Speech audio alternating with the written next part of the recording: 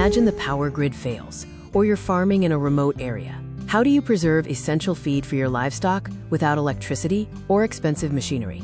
The answer lies in old-school knowledge. By the end of this video, you'll know exactly how silage works, step-by-step pit silage without any electricity, and crucially, how to avoid spoilage and toxic mistakes. This is essential knowledge for resilience. Silage was born from a timeless need. Grass doesn't grow year-round, but animals never stop eating. The goal of silage is simple: preserve nutrition when nature stops supplying it, ensuring feed availability during dry seasons. No wires, no engines, just controlled fermentation. The biggest silage myth is that you need expensive equipment. The reality? Fermentation is microbial, oxygen is the enemy, and technique matters more than tools. Step 1. Choose the right crop and timing. You must harvest when the crop is optimal for fermentation. The best crops include maize, sorghum, Napier grass, and oats. Harvest when sugars are high, but before stems become woody. Too young, and it's watery. Too old, and fermentation is poor. This is where most silage fails: too much water.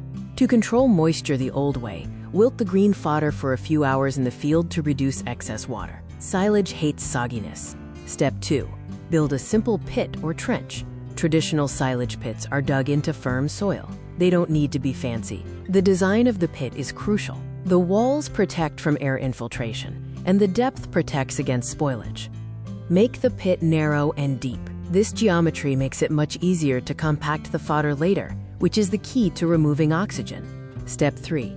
Chop, pack, and remove air. Chop the fodder small, layer it evenly, and trample it with pressure. Every step you take in the pit must be focused on removing oxygen. Layer by layer, trample the fodder tightly to eliminate air pockets. Remember, air is the enemy of good silage, and pressure is your weapon. This intensive packing decides the success or failure of your entire batch. Step 4. Seal it. One gap, one failure. This seal is the barrier between life-saving feed and toxic mold.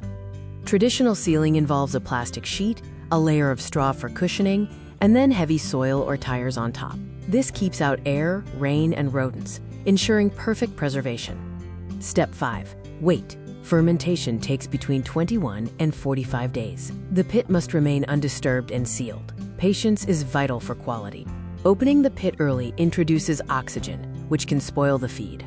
Failed silage leads to mold toxins, sick animals, and production loss. Bad silage is worse than no silage.